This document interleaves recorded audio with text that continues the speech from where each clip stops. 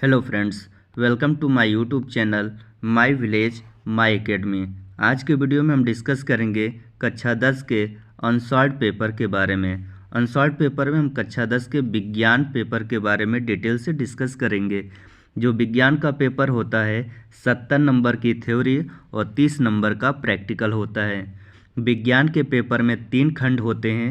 खंड क में आपका भौतिक विज्ञान, खंड ख में रसायन विज्ञान और खंड ग में जीव विज्ञान आता है। इस पेपर में जीव विज्ञान लगभग 25 से 30 नंबर के आसपास आता है। ये पिछले साल का सेट है। आपका सेट नंबर 1 2022 और 824 बीजे। किसी भी पेपर में आपको अच्छा नंबर प्राप्त करने के लिए आगामी यानी उसके पिछले साल के 4 से 5 साल के पेपरों का जब तक आप गहन अध्ययन नहीं करेंगे किसी भी पेपर में आप अच्छे नंबर प्राप्त नहीं कर सकते। तो आपको विज्ञान के पेपर में 70 में से 70 अंक पाने हैं तो आपको पिछले 4 से 5 सालों के पेपरों का गहन अध्ययन करना पड़ेगा, तभी आप जाकर 70 में 70 अंक पा सकते हैं। आसान है और आप 4 से, क्योंकि पिछले साल के जब आप पेपर खोल के देखेंगे तो बहुत सारे ऐसे प्रश्न होते हैं जो बार बार रिपीट होते हैं। आइए हम डिस्कस करते हैं विज्ञान जीव विज्ञान। जीव विज्ञान जो होता है विज्ञान का ही पार्ट है और इसके हम खंड ग जो जीव पेपर विज्ञान के पेपर में जो थर्ड पार्ट आता है उसके बारे में डिटेल से अध्ययन करेंगे। बहुविकल्पीय प्रश्न में पहला प्रश्न है, वह प्रक्रियाएं जिनमें जटिल कार्बनिक अणु सरल अणुओं में टूटते हैं। ये कई बार प्रश्न पूछा गया है। इसके ऑप्शन है उपचयी अभिक्रियाएं, दूसरा ऑप्शन है अपचयी अभिक्रियाएं, तीसरा है पहला तथा दूसरा दोनों और चौथा ऑप्शन है आपका समान अभिक्रियाएं। तो इसमें से कौन सा ऑप्शन सही है बताइए। तो इनमें से आप देखेंगे चारों में से जो ऑप्शन सही है अपचयी अभिक्रियाएं होती हैं। अब इसमें पूछा गया है कि जटिल रासायनिक अणु सरल अणुओं में टूटते हैं। तो यहाँ पर ऑप्शन में आपको कन्फ्यूजन हो रहा होगा, उपचयी अभिक्रियाएं और अपचयी अभिक्रियाएं क्या होती हैं। तो आइए इसको हम समझते हैं कि उपचयी और अपचयी अभिक्रियाएं क्या होती हैं। पहली बात, जीव शरीर में होने वाले जो सभी प्रकार की रासायनिक क्रियाओं को हम क्या कहते हैं, सामूहिक रूप से उपापचय या मेटाबॉलिज्म कहते हैं। और जो ये मेटाबॉलिज्म होता है 2 प्रकार का होता है। पहला होता है अपचयी अभिक्रियाएं और दूसरा होता है उपचयी अभिक्रियाएं और दूसरा होता है अपचयी अभिक्रियाएं, जिसको एनाबोलिक रिएक्शन इंग्लिश में या कैटाबोलिक रिएक्शन आपको मैंने एक क्लास में डिटेल से बताया था। उपचयी अभिक्रियाओं में क्या होता है कि यह निर्माणकारी अभिक्रियाएं, यानी इसमें जो होता है सरल पदार्थों के संश्लेषण से क्या होता है जटिल पदार्थों का निर्माण होता है। जैसे प्रकाश संश्लेषण के दौरान आपका होता है और प्रोटीन संश्लेषण के दौरान ये उपचयी अभिक्रियाएं होती है। प्रकाश संश्लेषण में आपने पढ़ा था कि पेड़ पौधे जो होते हैं आपके सरल यानी कार्बन डाइऑक्साइड और H2O की लेकर वातावरण से और क्लोरोफिल और प्रकाश की उपस्थिति में जटिल यानी शुगर बनाते हैं, यानी ग्लूकोज का निर्माण करते हैं या कार्बोहाइड्रेट का निर्माण करते हैं। ये जो प्रोसेस होता है ये उपचयी अभिक्रियाएं होती हैं। अपचयी अभिक्रियाएं क्या होती हैं, यह विघटनकारी क्रियाएं होती हैं। इनमें जटिल पदार्थों के विघटन से सरल पदार्थों का निर्माण होता है। जैसे श्वसन, यानी श्वसन में जो होता है श्वसन क्रियाएं हमारी कोशिका में होती है और हमारे कोशिका में क्या होता है ग्लूकोज का ऑक्सीडेशन होता है और ये ग्लूकोज टूटकर सिंपलेस्ट फॉर्मों में क्या होते हैं बिखर जाते हैं। तो सभी जैव प्रक्रमों का आधार क्या है उपापचय ही है। ये हाई स्कूल में आपका पहला ही चैप्टर है जैव प्रक्रम, जिसमें आपको डिटेल से चैप्टर बताया गया है। तो फ्रेंड्स आपको समझ में आ गया होगा उपचयी क्रियाएं और अपचयी क्रियाएं क्या होती हैं। दूसरा बहुविकल्पीय प्रश्न है, चर्मदाह या पेलाग्रा रोग निम्नलिखित में से किस विटामिन की कमी से होता है। जब मैंने आपको विटामिन वाला चैप्टर पढ़ाया था और एक अलग से आपको वीडियो भी बनाया था, अभी इसका लिंक इसी में है, आप देख सकते हैं। ऑप्शन देखिए आपका विटामिन B1, विटामिन B5 और विटामिन B12। तो इन चारों में से कौन सा रोग है जो चर्मदाह या पेलाग्रा किस विटामिन की कमी से होता है बताइए। कुछ समझ में आ रहा नहीं। यहाँ पर विटामिन B5 की कमी की वजह से जो होता है कौन सा रोग होता है, चर्मदाह या पेलेग्रा रोग। आइए फ्रेंड्स एक बार क्विकली रिवीजन करते हैं सारे विटामिन की कमी से कौन कौन से रोग होते हैं। विटामिन ए की कमी से रतौंधी या जीरोप्थेल्मिया होता है। विटामिन B1 की कमी से बेरी मोस्ट इम्पॉर्टेंट है और कई बार पूछा गया है कि विटामिन बेरी रोग किस विटामिन की कमी से होता है, तो B1 या थायमिन की कमी से। विटामिन B2 का रासायनिक नाम राइबोफ्लेविन होता है और इसकी कमी से किलोसिस रोग होता है। किलोसिस में क्या होता है, ओठ और जीभ के किनारे पर जो होता है फट जाता है, इसी को किलोसिस रोग बोलते हैं। विटामिन B3 का जो रासायनिक नाम होता है नियासिन, और इसके कमी से शरीर में लाल सफ़ेद दाग या चकत्ते होना होता है। कभी कभी जब कंटिन्यूअस यानी लगातार हमारे शरीर में विटामिन B3 की कमी हो जाती है तो बुद्धि का कमज़ोर होना भी, यानी आप कोई चीज़ सोचते हैं तो जल्दी भूल जाते हैं, यानी याद नहीं आता है। इसके बाद विटामिन B5 जो आपका इस प्रश्न में पूछा गया है, विटामिन B5 इसका रासायनिक नाम होता है पेंटोथेनिक एसिड, और इसी की कमी से जो रोग होता है पेलेग्रा रोग, जिसे लवा दाग भी बोलते हैं। मोस्ट इम्पॉर्टेंट याद रखिए। विटामिन B6 का रासायनिक नाम होता है पायरिडॉक्सिन। क्या होता है, पायरिडॉक्सिन होता है, और इसकी कमी से एनीमिया होता है। और B6 की कमी से अधिकतर जो एनीमिया होता है वो पुरुषों में होता है महिलाओं की अपेक्षा। B7 जिसे बायोटीन कहते हैं, और इस समय इस विटामिन की कमी से आपको बहुत ज़्यादा समस्याएं देखने को मिलती है, जैसे बालों का झड़ना, बालों का सफ़ेद होना, विटामिन B7 की कमी से होता है और इसका रासायनिक नाम बायोटीन होता है। Vitamin B12 very most important, इसका रासायनिक नाम होता है साइनोकोबालामीन होता है, और इसकी कमी से परनीसियस एनीमिया होता है। कौन सा एनीमिया, परनीसियस एनीमिया होता है, और त्वचा रोग भी इससे संबंधित रोग होते हैं। विटामिन B6 इसका रासायनिक नाम एस्कॉर्बिक एसिड होता है, और इसकी कमी से क्या होता है, स्कर्वी रोग। स्कर्वी रोग में क्या होता है, जो आपके मसूड़े हैं यानी दांतों जिसको गम बोलते हैं, ये क्या हो जाते हैं, फूल जाते हैं और इनसे ब्लीडिंग आने लगती है, इसीलिए इसको स्कर्वी रोग कहते हैं। और ये विटामिन जो है प्राचीन विटामिन है। प्राचीन विटामिन का मतलब हो गया अन्य 18वीं सदी से इसके लोग उपयोग जानते थे, इसीलिए इसको कहा जाता है प्राचीन विटामिन, यानी पहले से इसका प्रयोग किया जाता रहा है। विटामिन डी का रासायनिक नाम कैल्सीफेरॉल होता है, और इसकी कमी से रिकेट्स या ऑस्टियोमलेशिया नामक रोग होता है। रिकेट्स जो रोग होता है बच्चों में होता है, और ऑस्टियोमलेशिया जो होता है वयस्क यानी एडल्ट में होता है। विटामिन ई का रासायनिक नाम टोकोफेरॉल, और इसकी कमी से जो होता है जनन शक्ति में कमी होता है, यानी इस विटामिन की वजह से जनन शक्ति में क्या होती है, कमी आती है। इसका बेस्ट स्रोत है अंकुरित बीज, जैसे गेहूं का, चना का, मूंग का अंकुरित बीज खाने से इन समस्याओं की समाधान हो सकता है। विटामिन के वेरी मोस्ट इम्पॉर्टेंट, विटामिन के की कमी से रक्त का थक्का नहीं जमता है। याद रखिए, विटामिन के की कमी से रक्त का थक्का नहीं जमता है। विटामिन आपका B9 इसी को बोलते हैं फोलिक एसिड, और इसके कमी से भी एनीमिया होता है। तो क्विकली यहाँ पर विटामिन्स के सभी इसके रासायनिक नाम और इससे होने वाले रोग को हम रिवाइज कर लिए। अगला आपका प्रश्न है हीमोग्लोबिन महत्वपूर्ण भूमिका निभाता है, तो इसके ऑप्शन आपके हैं श्वसन में, उत्सर्जन में, पाचन में, पोषण में। तो फ्रेंड्स यहाँ पर आपको दो ऑप्शन कन्फ्यूजन, पाचन में तो कोई दिक्कत नहीं है क्योंकि यहाँ पर और पोषण में ये ऑप्शन आपका निकल गया। अब यहाँ पर बचता है श्वसन और उत्सर्जन।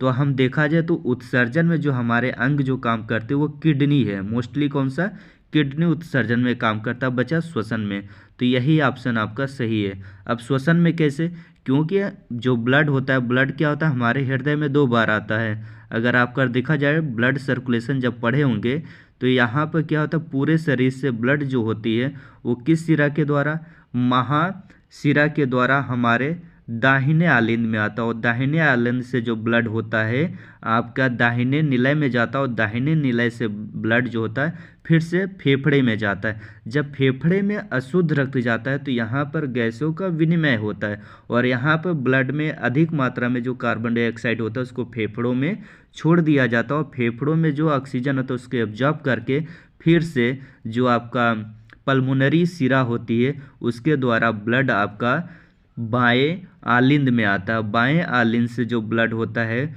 वो आपका बाएं निलय में आता है, और बाएं निलय से जो होता है आपका जो धमनी के द्वारा पूरे शरीर में शुद्ध रक्त को क्या किया जाता है, पहुंचा दिया जाता है। तो आपका हीमोग्लोबिन जो है ऑक्सीजन के परिवहन में यानी श्वसन में सहायता करता है, इसीलिए आपका पहला ऑप्शन करेक्ट होगा। पिछली वीडियो में हमने इसके बारे में डिटेल से डिस्कस किया था कि डबल यानी दोहरा परिसंचरण तंत्र क्या है, उसी से रिलेटेड यह प्रश्न है। अगला आपका है चौथा बहुविकल्पी है, फ्लोएम द्वारा भोजन का स्थानांतरण होता है। मोस्ट इम्पॉर्टेंट, ये कई बार पूछा गया, 2014 में भी, 22 में भी आया और हो सकता है 23 में भी ये प्रश्न पूछा जाए। ऑप्शन आपका है प्रोटीन के रूप में, वसाओं के रूप में, सुक्रोज के रूप में या वसीय अम्लों के रूप में। तो फ्रेंड्स मैं बार बार ये पूछा था कि यहाँ पे इसको पहले देख लेते हैं, प्रोटीन के रूप में, वसा के रूप में। तो आपने देखा होगा कि फ्लोएम का डायरेक्ट आप पढ़ें भोजन का स्थानांतरण होता है तो किसके द्वारा, सुक्रोज के रूप में। क्योंकि जब पेड़ पौधे क्या होते हैं 6 जो होते हैं 6 CO2 प्लस और 12 H2O के द्वारा जब ये बनाते हैं भोजन यानी सन क्या क्लोरोफिल की उपस्थिति में बनाते हैं तो ये क्या बनाते हैं प्रोडक्ट, तो देखेंगे C6H12O6 बनाते हैं, प्लस आपका जो होता है यहाँ पर कितना 6H2O प्लस 6O2 जो होता है बाहर निकल रहा है। तो ये जो आपका बना है ये प्रोडक्ट है कौन सा, यानी C6H12O6 ये क्या है, शुगर है। और शुगर को ही ग्लूकोज या सुक्रोज कहते हैं। तो पेड़ पौधे फ्लोएम के द्वारा जो भोजन का निर्माण होता है फोटोसिंथेसिस के द्वारा, वो फ्लोएम के द्वारा होता है। तो यहाँ पर सुक्रोज आपका सही ऑप्शन होगा। तो यहाँ पर आप ऑप्शन थोड़ा सा ध्यान रखिएगा, सुक्रोज के जगह पर ग्लूकोज भी दे सकता है या कार्बोहाइड्रेट भी दे सकता है। तो यहाँ पर थोड़ा सा इतना टफ नहीं था, लेकिन आप अगर पढ़े हैं जॉब प्रक्रम में फोटोसिंथेसिस तो ये ऑप्शन आप सही से कर लेंगे। अगला प्रश्न है आपका 10 का लार में कौन सा एंजाइम पाया जाता है और वह किसका पाचन करता है। वेरी वेरी मोस्ट इम्पॉर्टेंट, लिख लीजिएगा, यह आगामी पेपर में 100% रहने की उम्मीद है, यहाँ से प्रश्न पूछा ही जाता है। ये आपका पाचन से है। लार में आपके कई एंजाइम पाए जाते हैं, टाइलिन एंजाइम है, लाइसोजाइम एंजाइम है, थायोसाइनेट एंजाइम है, ये सभी एंजाइम लार में पाए जाते हैं। आप इनमें से कोई भी एंजाइम याद रखना।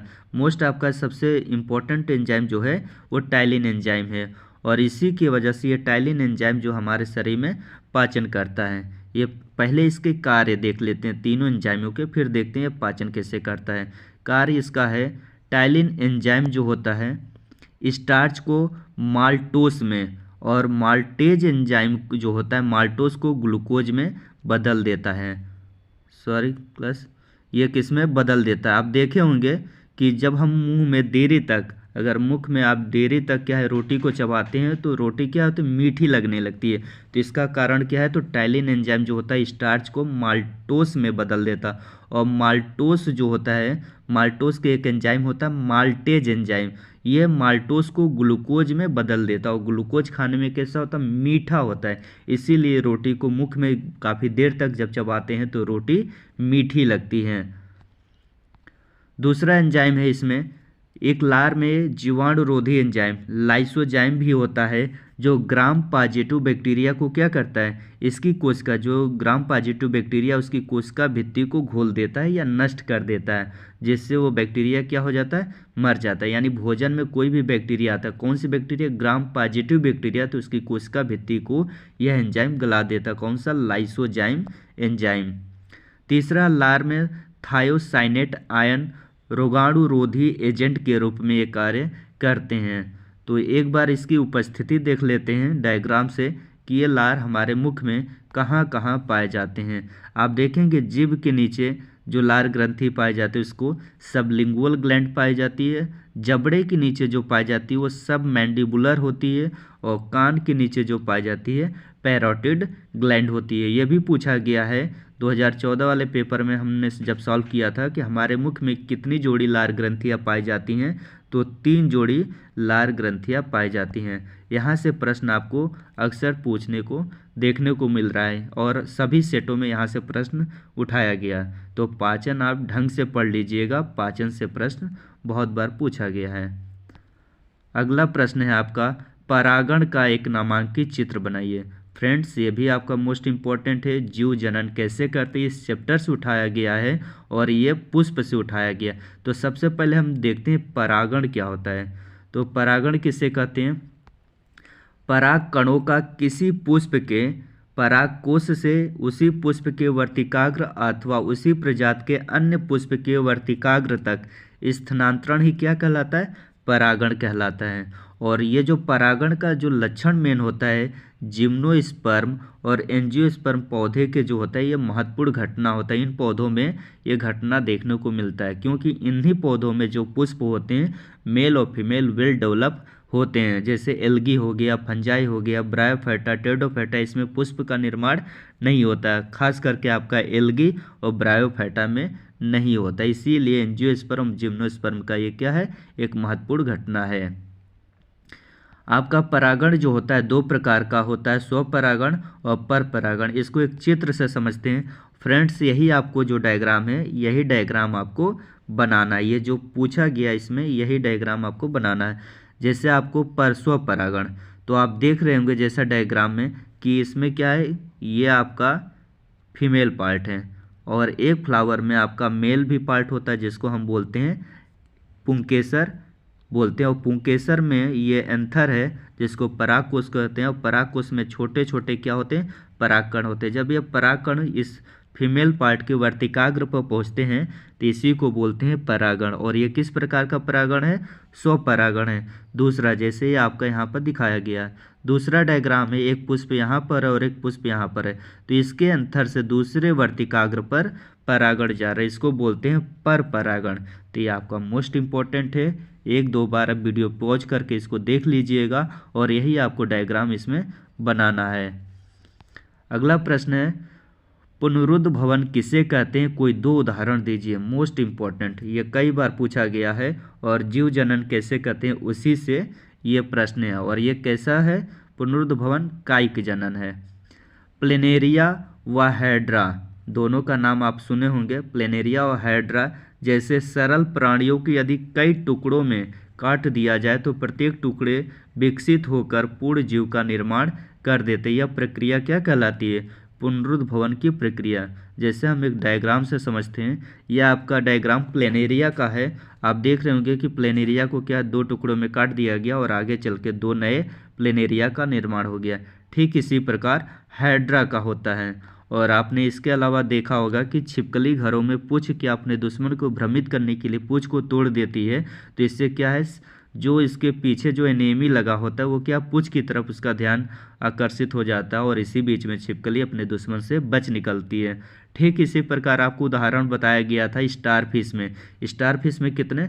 5 होते हैं। तो ये भी जब इसके दुश्मन से खतरा होता है तो एक अपने आर्म को क्या करती है? अलग कर देती है और इसके दुश्मन का ध्यान इस पर चला जाता है और इसी बीच में स्टार फिश बच निकलती है। तो ये आपको डिटेल से बताया गया है क्लास में। फिर से आप यहाँ पर भी देख लीजिए, इसको आप भूलिएगा नहीं, यहाँ से प्रश्न कई बार इसको पूछा गया है। अगला प्रश्न है, एक संकर तथा द्विसंकर संकरण से आप क्या समझते हैं? अथवा दूसरा प्रश्न इसी से, लिंग सहलंग रोग क्या है? किन्हीं 2 लिंग सहलंग रोग के नाम बताइए। तो फ्रेंड्स, ये आपका जो है आनुवांशिकता से है और यहाँ पर मैंने मेंडल के बारे में बताया था। ये दोनों आपका जो प्रश्न पूछा गया है मेंडल से है, एक संकर क्रॉस और द्विसंकर। हम दोनों प्रश्नों के बारे में डिटेल से डिस्कस करेंगे। सबसे पहले एक संकर क्रॉस और द्विसंकर क्रॉस क्या होता है इसके बारे में डिस्कस करते हैं। एक संकर क्रॉस, जिसको मोनो हाइब्रिड क्रॉस भी कहते हैं, इसमें मेंडल ने क्या किया था कि यह ऐसा क्रॉस है जिसमें एक समय में केवल एक लक्षण की वंशागत का क्या किया जाता है? अध्ययन किया जाता है, उसे एक संकर क्रॉस कहलाता है। इसमें मेंडल ने क्या किया था? मेंडल ने शुद्ध लंबे और शुद्ध बौने पौधों का क्या किया था? बीच में आपस में क्रॉस कराया। जब इसमें क्रॉस कराया था तो मेंडल ने पाया कि F1 पीढ़ी के सभी पौधे क्या थे?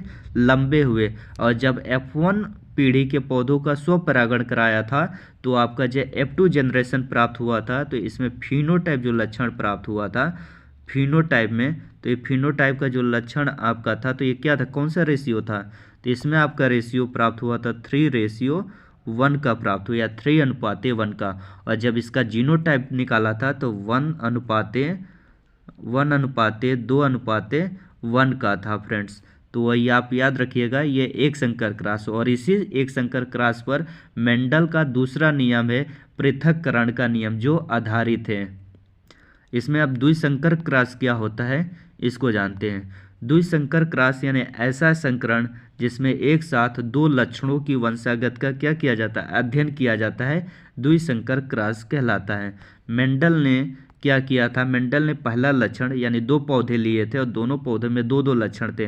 पहला एक लंबा पौधा और लंबे पौधे के साथ उसमें जो बीज लगते थे वो गोल बीज लगते थे, और दूसरा जो लक्षण लिया बौना पौधा था, उसमें जो बीज लगते थे झुर्रीदार बीज लगते थे। और इनका जब आपस में इन्होंने क्रॉस कराया तो मेंडल ने दूसरी पीढ़ी में देखा तो क्या प्राप्त किया, 9 यानी 9:3:1 का अनुपात प्राप्त किया था। यह मेंडल का द्विसंकर क्रॉस है। और इस नियम पर मेंडल का तीसरा नियम स्वतंत्र अभिवन का नियम जो इस पर डिपेंड है। ये पूछा जाता है कि स्वतंत्र अभिवन का नियम किस पर आधारित हो, तो द्विसंकर या डाई हाइब्रिड क्रॉस पर आधारित है, मोस्ट इंपॉर्टेंट है। अब अथवा में दूसरा प्रश्न था लिंग सहलंग रोग क्या होता है, इसके बारे में डिस्कस करते हैं।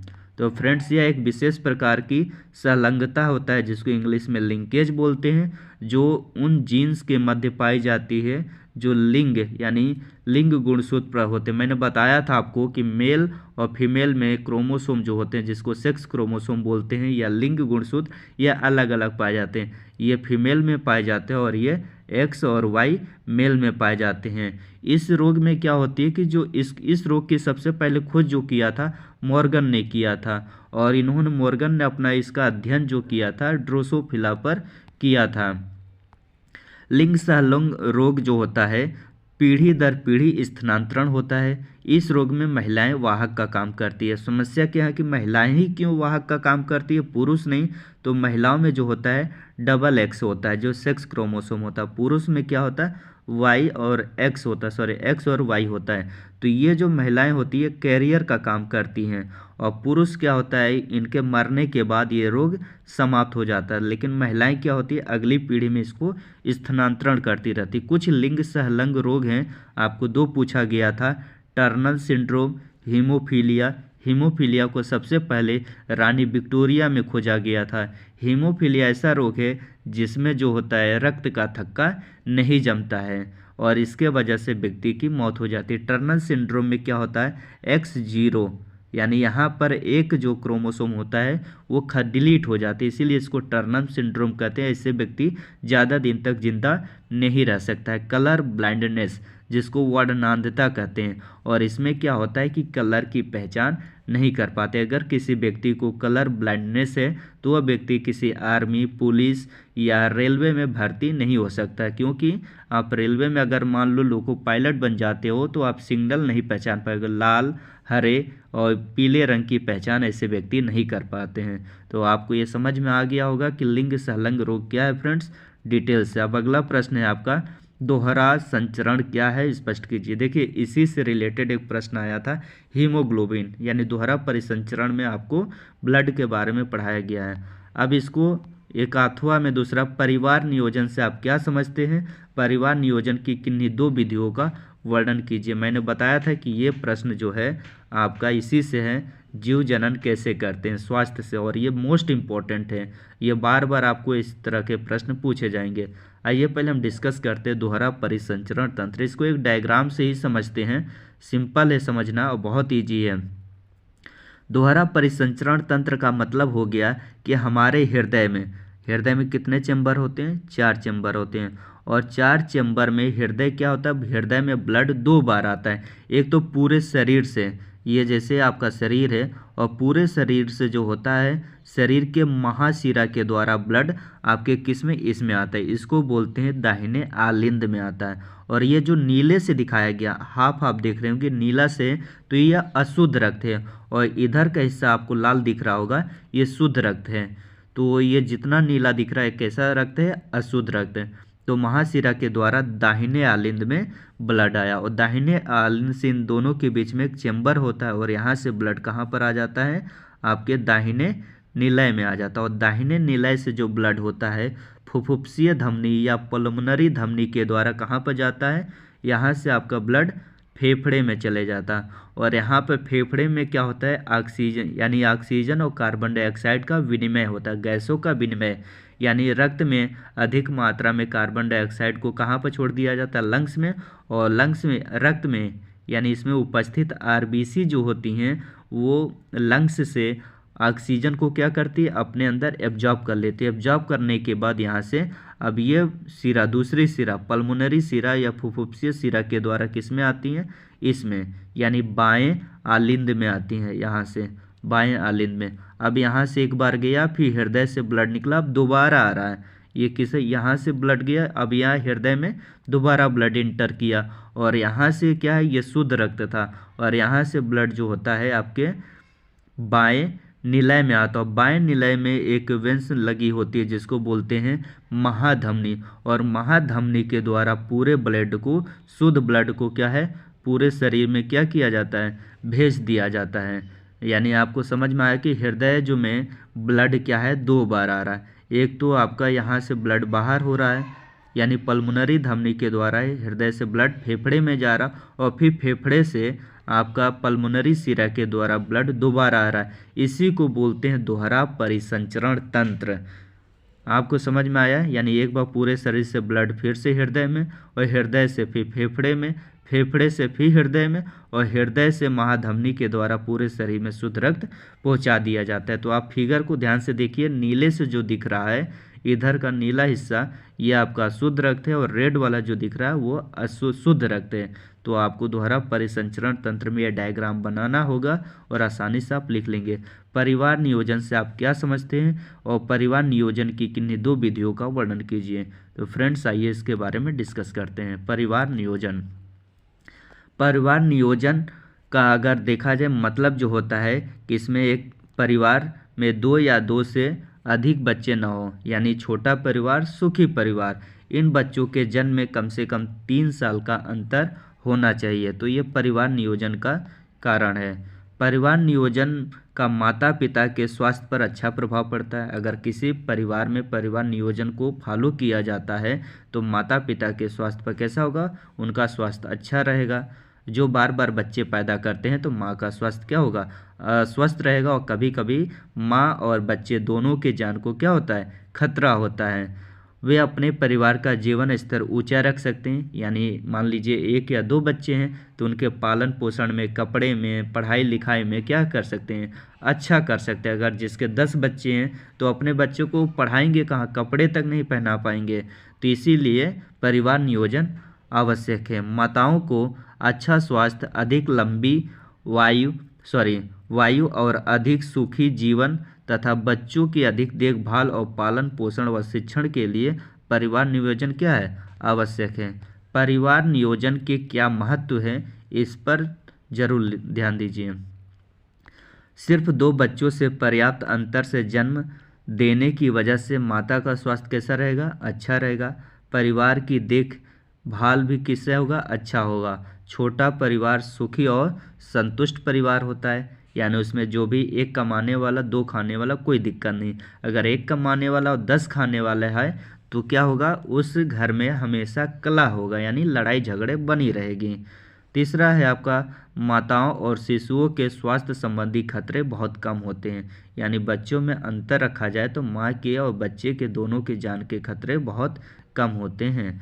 माताओं की आयु 20 वर्ष से अधिक होने से शिशु जन्म के समय किसी प्रकार का खतरा नहीं होता। यानी यहाँ पर यह भी कहा गया कि कम उम्र में शादी नहीं करनी चाहिए। अगर बच्चा भी पैदा आप प्लान कर रहे हैं तो कम से कम 20 या 22 वर्ष की उम्र होनी चाहिए।